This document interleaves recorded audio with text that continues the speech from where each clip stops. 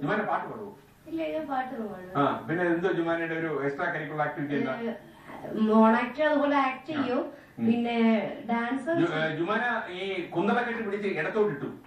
അത് ഈ പ്രോഗ്രാമിൽ വന്ന ഒരു മാറ്റമാണ് അല്ലേ? നേരെ കിടന്ന കുന്തളം ഇടത് വഴിക്ക് പോയി. അല്ല ഞാന് എനിക്ക് ഒരുപാട് ചേഞ്ച് എന്ന് പറയുന്നത് മേക്കപ്പ് അങ്ങനെയൊക്കെ ഇവിടെ വന്നപ്പോ അതുപോലെ പ്ലഗ് ചെയ്ത് കളഞ്ഞു. ഒന്നാന്തരം പുരികമായിരുന്നു, അത് പോയി. ഞാൻ ഇതുപോലെ കല്യാണ സമയത്ത് ഇഷ്ടം പോലെ മുടി ഉണ്ടായിരുന്നു. എനിക്ക് ആ മുടി ഭയങ്കര ഇഷ്ടമായിരുന്നു. പിന്നെ കല്യാണം കഴിക്കാൻ പോയാൽ തിരിഞ്ഞിരിക്കും.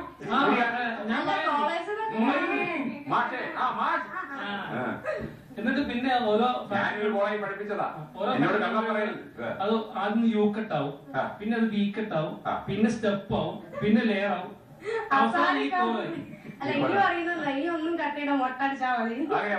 അപ്പൊ നമുക്ക് നിയമത്തെ പരിചയപ്പെടാം. നമുക്ക് അവിടെ സ്വർണ്ണക്കട ഉണ്ടായിരുന്നു അല്ലേ? ഞാൻ ഉണ്ടായിരുന്നു എന്ന് പറഞ്ഞ മനഃപൂർവ്വം. ഇപ്പോഴും അത് ഉണ്ടോ എന്നുള്ള സംശയം കൊണ്ടാണ്. ഉണ്ടോ അത് ഇപ്പോഴും? സപ്ലൈ ആണ്. ഹോൾസെയിൽ വ്യാപാരിയാണ്. കുഴപ്പമില്ല. ഈ വാച്ചൊക്കെ കിടിലായിട്ടുള്ള എന്താണ് ഗംഭീരമായിട്ട്. താങ്കൾ എപ്പോഴും ടൂറാണ്? ടൂറാണ്. ടൂർ എവിടെ വരെ പോവും? ബാംഗ്ലൂർ, ചെന്നൈ, ബോംബെ. ഇദ്ദേഹത്തിനെ കൊണ്ടുപോകൂ? താങ്കൾ വീട്ടിലായിരിക്കും. എത്ര മക്കളുണ്ട്? 2 പേര്. ഈ താങ്കൾ കല്യാണം കഴിച്ച് എത്ര വർഷമായി? 10 വർഷമാകുമ്പോ. എനിക്ക് ഞാൻ യഥാർത്ഥത്തിൽ ഒരു ഹോൾസെയിൽ സ്വർണ്ണ വ്യാപാരിയാണ് താങ്കൾ. ഒരു പരിമിത അർത്ഥത്തിൽ ഞാൻ പറയാം. അങ്ങനെയുള്ള ഒരു വ്യാപാരി ഇതുപോലുള്ള ഒരു ചെറിയൊരു ഗെയിം ഷോ കൂടിയാണിത്. ഇങ്ങനെ ഒരു ഗെയിം ഷോയിൽ പങ്കെടുക്കാൻ സമയം കണ്ടെത്തുന്നു ഞാൻ ഒരിക്കലും വിചാരിച്ചില്ല. എനിക്ക് സത്യം പറഞ്ഞാൽ താങ്കളെ പങ്കെടുത്തപ്പോൾ ഒരു വലിയൊരു ആവേശം വന്നുപോയി. അത് ഒരു നമ്മുടെ ജീവിതത്തിൽ ആകെപ്പാടെ കുറച്ച് സമയം ഇങ്ങനെയൊക്കെ സന്തോഷിക്കാൻ പറ്റുമോ? കാരണം നമ്മുടെ അങ്കമാലിയിലെ ജുവലറിയോടെ ഇവിടെ ഇരിപ്പുണ്ടെങ്കിലും അതെന്താ തോന്നി നിങ്ങൾക്ക്? കലാപരമായിട്ടുള്ള എല്ലാ കാര്യങ്ങളും സഹകരിക്കാൻ എനിക്ക് ഒത്തിരി താല്പര്യമുള്ള ഒരാളാണ്. താങ്കൾക്ക് സ്വർണ്ണ വ്യാപാരം അല്ല പെട്ടെന്ന് കലാപരിപാടിയാവുള്ളത്? വേറെ കലാപരിപാടിയൊന്നുമില്ല. താല്പര്യം ഉണ്ടല്ലോ. വെള്ളം പലപ്പോഴും കഴിക്കും. ഓക്കെ, ഞാൻ ചോദിച്ചതാ. കാരണം ഇത്രയും കോടി രൂപയുടെ വന്ധ്യ ചെലവാകുന്ന ഒരു നാട്ടില് നമ്മൾ അവരെ കൂടെ ഒന്നും ഇല്ലെന്ന് പറഞ്ഞാൽ മെമ്പർ നോക്കുന്നു എന്നോട്. ഓക്കെ, ബ്രീഫ് ചെയ്യാറുണ്ടോ? അവിടെ പോയി എങ്ങനെ സംസാരിക്കണം എന്നുള്ളതൊക്കെ പുള്ളിക്ക് സ്റ്റഡി ക്ലാസ് കൊടുക്കാറുണ്ടോ? ആള്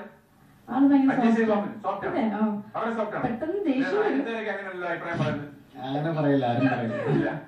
ഭയങ്കര സെൻസിറ്റീവ്. ആരെങ്കിലും കരഞ്ഞു കഴിഞ്ഞാൽ വീണു പോകും. കാരെങ്കിലും കരഞ്ഞാ ഭയങ്കര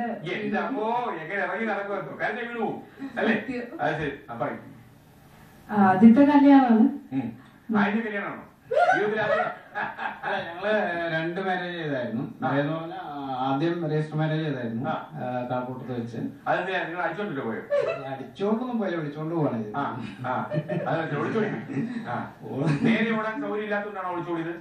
അങ്ങനെയല്ല, അവര് വീട്ടിൽ പറഞ്ഞിട്ട് തന്നെയാണ് കൊണ്ടുപോയത്. പിന്നെ അവരത്ര സഹകരിച്ചില്ല ആ ടൈമില്. പിന്നെ വിളിച്ചു ഞങ്ങൾ രജിസ്റ്റർ മാരേജ് ചെയ്തു. അതായത് മുമ്പ് ഞങ്ങൾ പ്ലാൻ ചെയ്ത് വെച്ചിരുന്നല്ലോ. നിങ്ങള് പ്ലാനിങ്ങിന്റെ ആൾക്കാരാണോ? അത് ശരി. അങ്ങനെ ഞങ്ങൾ രജിസ്റ്റർ മാരേജ് ചെയ്തു. അതിനുശേഷം പിന്നെ 9 വർഷത്തിന് ശേഷം കഴിഞ്ഞ വർഷം, മീൻസ് ഈ വർഷം ജനുവരിയിൽ വീണ്ടും ഞങ്ങള് ചർച്ചിൽ വെച്ചൊരു മാരേജ് ചെയ്തായിരുന്നു. 9 കൊല്ലത്തിന് ശേഷം. അതൊരു രസമുണ്ടല്ലേ? പുതുമ പോകത്തില്ലേ അപ്പോഴേ? ഇല്ല, അത് വളരെ കുട്ടികൾ പിടിക്കാനോടെ പറ്റും. എന്റെ അച്ഛൻ്റെ അമ്മയുടെ കല്യാണം വരുന്നെങ്കിൽ പോരുന്നു. ഒരു വല്യമ്മ എന്റെ അടുത്തൊന്ന് ചോദിച്ചു, മോളിക്ക് വന്നേ, മോളുടെ വീട്ടിൽ ആരെങ്കിലും കല്യാണം കഴിക്കാനോ ചോദിച്ചു. അപ്പൊ ഞാൻ പറഞ്ഞു ഇല്ല, ആരും കല്യാണം കഴിക്കാനില്ല എന്ന് പറഞ്ഞു. അപ്പൊ പറഞ്ഞു എന്റെ മോനെ 120 കിലോ തൂക്കമുണ്ട്, അവന് പെണ്ണ് കിട്ടുമോ മോളെ എന്ന് ചോദിച്ചു. തീർച്ചയായിട്ടും കിട്ടും, കല്യാണം സ്നേഹിക്കുന്ന ആൾക്കാരും ഉണ്ടെന്ന് പറഞ്ഞു. അതുകൊണ്ടാണ് അവർ അത് ചോദിച്ചത്, എന്റെ വീട്ടിൽ ആരെങ്കിലും കല്യാണം കഴിക്കാനിരിക്കുന്നു ചോദിച്ചു. കല്യാണം കഴിക്കുമ്പോഴാണ് 54 കിലോ. അന്ന് ഇത് 120 നിൽക്കുക. പണ്ടേ ഈ തടിയന്മാരെ കഥയൊക്കെ ആയിരുന്നു വായിക്കുന്നത് ജീവിതത്തില്. ഈ ബാലനൊക്കെ വായിക്കുന്നു. അല്ല, സംസാരിച്ചു കഴിഞ്ഞപ്പോ ലോല ഹൃദയനാന്ന് മനസ്സിലായി. ഈ പൊതുവെ തടിയന്മാരൊക്കെ ഉണ്ടല്ലോ ശിശു മനസ്സാന്ന് പറയുന്നത്. കറക്റ്റാണോ? നിങ്ങൾ തമ്മിലൊക്കെ എങ്ങനെ ലോകിയൊക്കെ എങ്ങനെയാ പോകുന്നത്? നല്ല ഫ്രണ്ട്ഷിപ്പ്. അല്ല, അഭിനയമോ ഉണ്ടോ? ഉണ്ടുണ്ട്. ഏത് റോളൊക്കെ അഭിനയിക്കാനാ? എന്റെ ശരീരത്തിന് പറ്റിയ ഏത് റോൾ കിട്ടിയാലും ഞാൻ അത് ഈ ശരീരം ഏതിനൊക്കെ ചെയ്തു? അതിപ്പോ ഡയറക്ടറല്ലേ തീരുമാനിക്കുന്നത്. അല്ല, അതല്ല, നമുക്ക് എന്തായാലും ഒരു ഡയറക്ടറെ പോയി കണ്ടു. അപ്പൊ ഡയറക്ടർ ചോദിക്കുന്നു താങ്കൾക്ക് ഏത് വേഷം ചെയ്യും? ജീവിതത്തിൽ ചെയ്യുന്ന വേഷം സിനിമ വേണ്ടത്, അത് വേറെ ഉണ്ടല്ലോ. അപ്പൊ എനിക്ക് തോന്നുന്നു എന്റെ ഇതിലൊരു വില്ലൻ കഥാപാത്രം കിട്ടിയ പക്ഷെ മുഖത്ത് വില്ലനില്ല. ഇല്ലേ? എല്ലാവരും പറഞ്ഞ ഭയങ്കര വില്ലൻ കഥാപാത്രമാണെന്ന് പറയുന്നത്. അങ്ങനെ തോന്നിയിട്ടുണ്ടോ?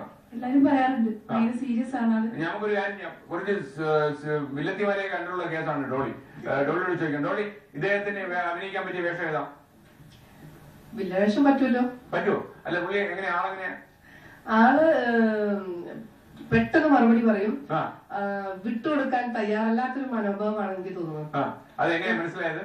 അത് ജഡ്ജ്മെന്റ് ചെയ്യുമ്പോ മനസ്സിലാവും. ചില കാര്യങ്ങളില് നമ്മള് സ്ത്രീകള് ഞങ്ങള് തെറ്റ് പറയാനാണല്ലോ ഇരിക്കുന്നത്. അപ്പം അതിലെ തെറ്റ് കാണുമ്പോ അത് അംഗീകരിച്ചു കൊടുക്കാനുള്ള ചെറിയൊരു മടിയുണ്ട്. തെറ്റ് പറയുന്നതില് അംഗീകരിച്ചു കൊടുക്കാതിരിക്കാൻ വേണ്ടി മറുപടി പറഞ്ഞ പ്രോബി വെള്ളത്തിലായി. എന്ത് തോന്നി നമ്മുടെ വില്ലനോട്? അല്ല അത്ര വലിയ വില്ലനൊന്നും അല്ല. ഒരു ക്യാരക്ടർ ഉണ്ട് ഈ പറഞ്ഞ പോലെ ഇങ്ങനെ ഒരു പറഞ്ഞത് ഒരു അക്സെപ്റ്റൻസ് ഇല്ല. പറയുമ്പോ ഒരു ശരിയാട്ടോ എന്ന് പറയില്ല സോബി. സോബിന് അതിന് ശക്തിയുക്തം എതിർത്ത് ഇങ്ങനെ നിൽക്കും. ഭയങ്കര എതിർപ്പാ. അത് പറഞ്ഞ് സ്ഥാപിക്കാൻ വേണ്ടി സോബിന് കുറെ പടാപാട്. അല്ല ഭാര്യയുടെ അടുത്താണ് വലിയ കുഴപ്പമില്ലെന്ന് തോന്നുന്നുണ്ട്. ഞങ്ങളുടെ അടുത്ത് കുഴപ്പമില്ല. മിക്കവരും അങ്ങനെ പറയാറുണ്ട്. കാരണം ഞാൻ പക്ഷെ എന്റെ പിടിവാശി ജീവിതത്തിൽ കിട്ടിയെന്ന് പറഞ്ഞാൽ എനിക്ക് സത്യം പറഞ്ഞാൽ ഈ ഒരു ഒറ്റപ്പെടൽ കുറച്ച് കൂടുതൽ തോന്നിയിട്ടുള്ള വ്യക്തിയാണ്. കാരണം എനിക്ക് 1.5 വയസ്സിൽ എന്റെ അമ്മ മരിച്ചു. അത് കഴിഞ്ഞിട്ട് ഞാനിങ്ങനെ എന്റെ അച്ഛനുണ്ടായിരുന്നു. എന്റെ അച്ഛന്റെ ചേട്ടന്റെ കൂട്ടത്തിൽ അച്ഛന്റെ ചേട്ടനും ചേട്ടന്റെ വൈഫും കൂടെ എന്നെ നോക്കിയത്. ഇത് കല്യാണം കഴിക്കുന്ന ഒരു പ്രായം വരെ. അപ്പം അവിടുന്ന് സ്നേഹം കിട്ടിയിട്ടുണ്ട്. പക്ഷെ ഇടയ്ക്കൊക്കെ ഒരു ഒറ്റപ്പെടൽ ചെറിയ തോന്നല് ശരിക്കും മനസ്സിൽ അനുഭവപ്പെട്ടിട്ടുണ്ട്. ഈ ഷോയി വന്നതിന് ശേഷം കൂടുതൽ സ്നേഹിച്ചോ? ഒത്തിരി സ്നേഹിച്ചു. കാരണം ഇപ്പൊ ഒരു വീർപ്പ് മുട്ടിച്ചോ? ഇല്ല, അങ്ങനെയൊന്നുമില്ല, അത്രയൊന്നുമില്ല. ബാക്കി ഭാര്യമാരെ കണ്ടെത്താൻ അല്ല, ഈ പരസ്പരം ആരെങ്കിലും കാണിക്കാൻ വേണ്ടി സ്നേഹിക്കണമെന്നില്ല. പക്ഷെ ഞാൻ അവളോട് സ്നേഹിക്കാൻ തുടങ്ങിയിട്ട് ഒരു 5 വർഷമായി. ഉള്ളു തുറന്ന് സ്നേഹിക്കാൻ തുടങ്ങി. 7ാമത്തെ വർഷമാണ്. 2 വർഷം ഉള്ളു തുറന്ന് സ്നേഹിച്ചിട്ടില്ല. 5 വർഷമായിട്ട് ഉള്ളു. പക്ഷെ ബാക്കിയുള്ള 5 വർഷം അവളെ ഉള്ളു തുറന്നോ? ഇല്ല. അപ്പോൾ അതാ പറഞ്ഞു, എന്റെ ഉള്ളു തുറന്നപ്പോ അവളുടെ ഉള്ളിൽ അടഞ്ഞു പോയി. അതെന്താ അടയ്ക്കാൻ കാര്യം? കാരണം കുറെ നമ്മുടെ പഴയ ലവ് ലെറ്ററും കാര്യങ്ങളൊക്കെ പൊക്കിയെടുത്തു വന്നു. അതല്ലേ? അതൊക്കെ കണ്ടുപിടിച്ചോ? കണ്ടുപിടിച്ചിട്ട് എങ്ങനെ ഉണ്ടായിരുന്നു? പ്രണയലേഖനം എഴുതുന്ന ഒരു നല്ല വീരനാണോ? എനിക്ക് എന്റെ കാമുകി എഴുതി. താങ്കൾ എഴുതി കൊടുത്താണല്ലോ, നേരെ മറുപടി കിട്ടുമോ? നല്ല വീരനായിരുന്നു. അത് കണ്ടപ്പോ നല്ല വീരനാന്ന് മനസ്സിലായി. അല്ല, അങ്ങനെ ഒരു കത്തൊക്കെ വായിച്ചു കഴിഞ്ഞാൽ ഈ മനസ്സുകൊണ്ട് താങ്ങാൻ പറ്റുമോ? നല്ല ദേഷ്യം ഉണ്ടായിരുന്നു ആ സമയത്ത്. എന്നോട് പറഞ്ഞിട്ടില്ലായിരുന്നു. എനിക്ക് അറിയാമായിരുന്നു. കല്യാണത്തിന് മുമ്പല്ലേ? അപ്പൊ താങ്കൾ തന്നെ വിഷമിക്കുന്നത്? എന്നോട് പറയാമായിരുന്നു, പറഞ്ഞില്ലായിരുന്നു. അല്ല, ആരെങ്കിലും പറയോ? ആരെങ്കിലും പറയോ? ഒരിക്കലും പറയും. കാരണം ഞങ്ങളൊരു എന്നോട് പറഞ്ഞിട്ടുണ്ട്. അതാണിപ്പോ പ്രശ്നം. ഒരു പ്രീ മാരേജ് കോഴ്സിന് പോയപ്പോഴത്തേക്ക് അവിടെ ഒരു ക്ലാസ് എടുത്തൊരു സാറ് പറഞ്ഞത്, ഒരിക്കലും എന്റെ പൊന്നു സഹോദരന്മാരെ നിങ്ങൾക്ക് പ്രേമം ഉണ്ടെങ്കിൽ ഭാര്യമാരോട് പറയരുത് എന്ന് പറഞ്ഞ് വിട്ട്. അതുപോലെ ഇവരോട് മുന്നിൽ വെച്ച് തന്നെ പറഞ്ഞു. പക്ഷെ ഞാൻ ഗൾഫിൽ പോയ സമയത്ത് നാട്ടുകാരൊക്കെ പറഞ്ഞു ഇങ്ങനെ ഒരു അഫയർ ചേട്ടായിക്ക് ഉണ്ടായിരുന്നു, അല്ലെങ്കിൽ ഇന്നയാൾക്ക് ഇങ്ങനെ തന്നെത്താൻ അറിഞ്ഞു, അവര് വഴി അറിഞ്ഞു, ഞാൻ പറഞ്ഞതല്ല. അപ്പൊ എനിക്ക് കുഴപ്പമൊന്നുമില്ലായിരുന്നു. ഗൾഫിൽ ചെന്ന് കഴിഞ്ഞപ്പോഴാണ് ഈ ലെറ്ററൊക്കെ കിട്ടിയത്. അപ്പോഴാണ് ഞാൻ ചെല്ലുന്നതുകൊണ്ട് എല്ലായിടത്തും മാറ്റിയതാ. സാറേ എന്നത് പറയുന്നത്, ഈ ഒരു കഥ ഞാൻ പറഞ്ഞപ്പോഴത്തേക്ക്, ഈ ഷോയിലൂടെ പറഞ്ഞപ്പോഴത്തേക്ക് ഞങ്ങളുടെ അയലോക്കത്തുള്ള 2 കുടുംബങ്ങൾ എന്നെ വിളിച്ചിട്ട് പറഞ്ഞു. അവരുടെ ദീപനെ വിളിച്ചിട്ട് വൈഫ് പറഞ്ഞു, ഞങ്ങള് നിങ്ങളുടെ ഷോ കഴിഞ്ഞപ്പോ ഞങ്ങളൊന്ന് സംസാരിക്കുന്നില്ല. അവര് പ്രശ്നമായി. കാരണം എന്റെ ഭർത്താവിന് കല്യാണം കഴിഞ്ഞിട്ട് ഭർത്താവിന്റെ പേഴ്സിൽ 1 വർഷമായിട്ട് പഴയ ലവ് വെച്ചോണ്ടിരിക്കുന്നത്. അതുപോലെ കഴിഞ്ഞ ആഴ്ച എന്നെ വിളിച്ചിട്ട് വേറെ പറഞ്ഞു, ഞാൻ നിങ്ങളെ നേരിട്ടൊന്ന് കാണാതിരിക്കുന്നു. ഒരു വ്യക്തി എന്നോട് പറഞ്ഞു, എന്റെ കുടുംബത്തില് ഇപ്പം എന്നോട് വൈഫ് ചോദിക്കുന്നത്, നിങ്ങൾക്ക് ഇതുപോലെ നിങ്ങൾ തുറന്നു പറയാനുള്ള ഒരു മനസ്സ് എന്നോട്, കാരണം നിങ്ങൾക്ക് ലൈൻ ഉണ്ടായിരുന്നു എനിക്ക് നന്നായിട്ട് അറിയാം. ലൈനല്ല, അദ്ദേഹം ആത്മാർത്ഥമായിട്ട് സ്നേഹിച്ച പെണ്ണുണ്ടായിരുന്നു. പക്ഷെ ഏതോ ഒരു നിർഭാഗ്യവശാൽ കല്യാണം കഴിക്കാൻ പറ്റില്ല. കല്യാണം കഴിക്കാൻ പറ്റാതെ പോയപ്പോഴത്തേക്ക് അദ്ദേഹം ചോദിക്കുന്നത്, നിങ്ങൾക്ക് ഈ ഒരു വ്യക്തി പറഞ്ഞാണെങ്കിൽ എന്നോടൊന്ന് പറയാനുള്ള മനസ്സ് ഇപ്പോഴെങ്കിലും ഉണ്ടാവുമോ എന്നൊക്കെ ചെറിയ ചോദ്യങ്ങൾ. കാരണം അവര് ഞാൻ പറഞ്ഞത് പൂർണ്ണമായിട്ട് ശരിയെന്നല്ല ഞാൻ പറയുന്നത്. പലരുടെ മനസ്സിൽ 100-ൽ 10 പേരുടെ മനസ്സിൽ അങ്ങനെ ചെറിയ തോന്നി. ഇദ്ദേഹം പറഞ്ഞു ഇതൊക്കെ പറയണമെന്നുള്ള അഭിപ്രായക്കാരിയാണ് ഭാര്യ. അല്ല, ഞാൻ വേറെ കാര്യം പറയണമെന്ന്, ഈ പരിപാടിയിലൂടെ ശരിക്കും ബാക്കിയുള്ള ഭാര്യമാര് ഞങ്ങളുടെ ഭർത്താക്കന്മാര് ചെയ്യുന്ന പ്രവൃത്തികളിലൂടെ അവരുടെ ഭർത്താക്കന്മാരെ കാണാണ്. അതാണ് കൂടുതൽ ഈ ഞങ്ങൾക്ക് ഒരു അംഗീകാരം കിട്ടാൻ കാരണം. അതൊരു വലിയ കാര്യമായിട്ട് തോന്നി. അല്ല നിതയ്ക്ക് എന്തോ നിത പ്രോമി എന്തോ വേണ്ടാത്ത പറഞ്ഞിട്ടുണ്ടോന്ന് പറഞ്ഞിട്ടുള്ളത് ഒന്ന് മൈക്ക് കൊടുത്തേ. എനിക്കാണെങ്കിൽ പ്രേമം കേട്ടാ എപ്പോഴും പഴയ ഒരു ആവശ്യം. അത് വേണം അവരൊക്കെ തോന്നല പ്രോമിക്ക് മനസ്സിലാവും. ഈ പരിപാടി കണ്ടുകൊണ്ടിരിക്കുന്ന ആയിരക്കണക്കിന് പ്രേക്ഷകരുണ്ട്.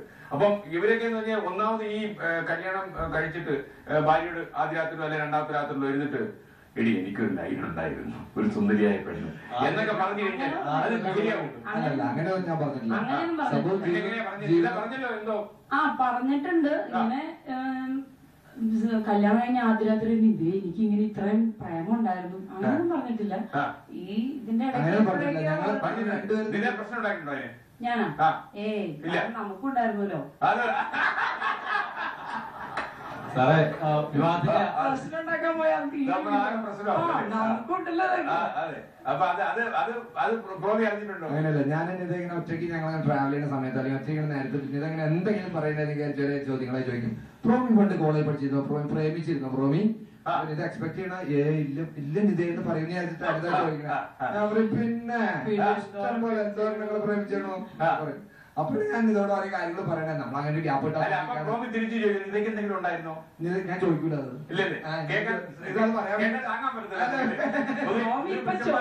ചോദിക്കും എനിക്കത് പറയാലോ എന്ന് വിചാരിച്ചിരിക്കും. പ്രോമി ചോദിക്കൂല. പിന്നെ ഞാൻ പിന്നെ ഗ്യാപ്പ് ഉണ്ടാക്കി ഞാൻ പതുക്കെ പറയും. എനിക്കും ഉണ്ടാക്കും പ്രോമി.